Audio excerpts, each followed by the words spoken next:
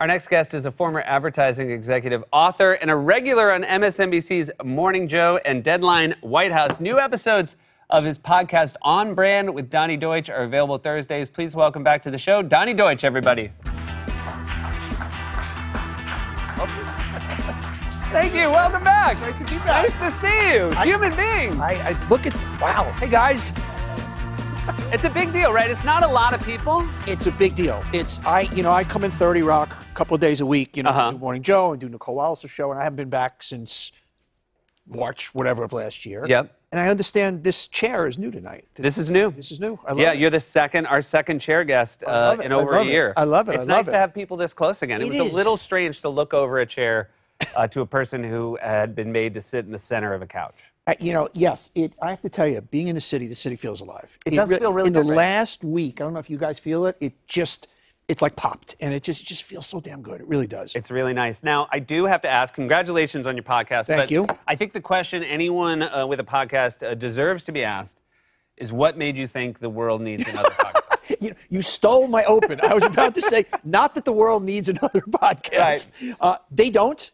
The premise of this one's, I think, actually is a nice, specific brand. It is. The premise of the podcast is that everything is a brand. Every person, every politician, every product, every company, every religion, every institution, anybody with a Facebook page is a brand. So every week I break down what I see as the 10 brands of the week. It could be a person, it could be a company. And then I interview a big brand in and of themselves. I've done Michael J. Fox and Don Lemon, and Dennis Leary's dropping tomorrow, and we've got Hunter Biden next week. So we're doing a lot of fun people. It's interesting. And now you have a background in advertising, and is this how you first started seeing everything as a brand?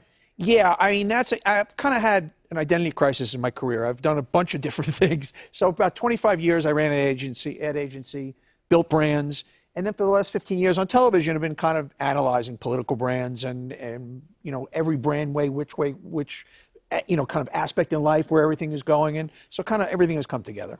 Certainly no one in politics is more of a brand than Donald Trump, and it strikes me that right now the GOP is having trouble being a brand independent of Donald Trump. Do you feel like that's even an effort they're making, and do you think it's an effort that if you were in charge they should be making? What I don't understand about the GOP, because they are Donald Trump, and beyond that, they're the party of no, the party of resentment. They don't stand for anything. What I don't get is how dumb it is, because Trump is a losing proposition right now.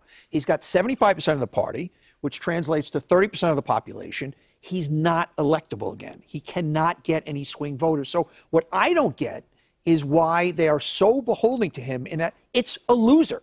He's an absolute loser going forward, and that's beyond the indictments that are coming. Obviously, you talked about earlier on the show with my old buddy Michael Cohen, but it's a loser. But the party is lost. It's completely, they've fallen down, they can't get up.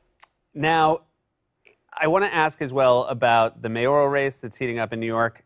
You had actually, at one time in your life, considered running for mayor. What made you decide that was not for you?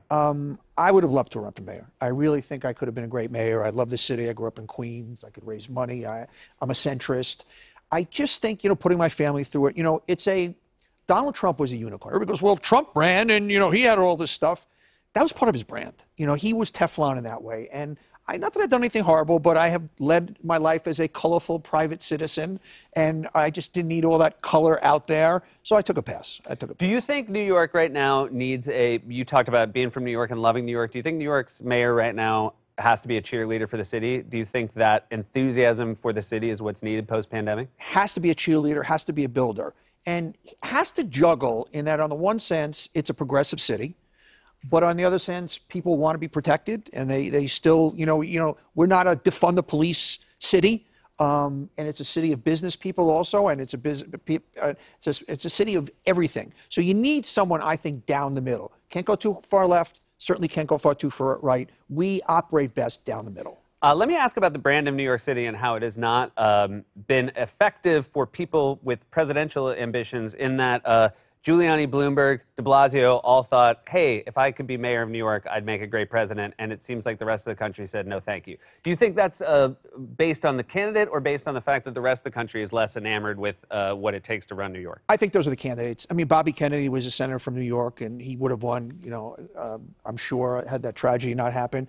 I think it always comes down to the human being. I don't think the country goes, We elected a peanut farmer from Plains, Georgia. We elected a governor who was an actor. So it's the person. I don't think New York has a stigma. We can't elect in New York. It's just you name those critters, and I think that was the answer right there.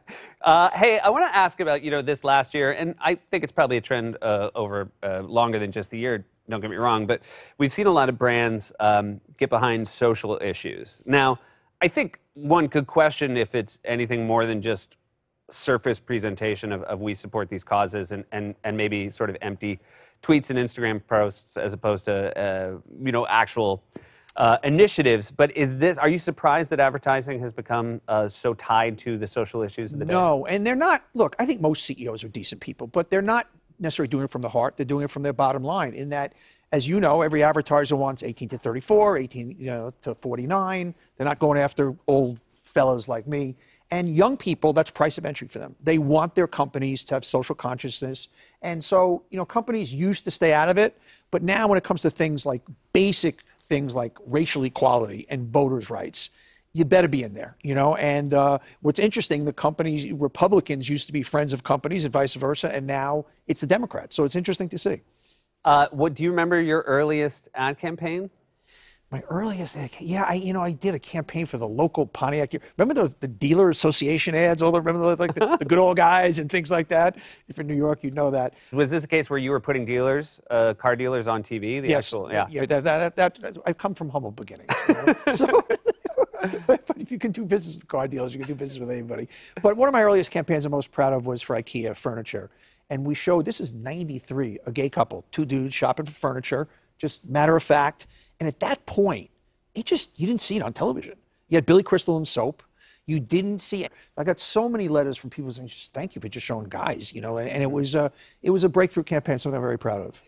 Well, it's really nice, as always, to have you here. Thank you for coming back to the building Appreciate for us. It. So great to be back, man, and love it. It's nice, right? It's nice to be around human beings. Thank you so much.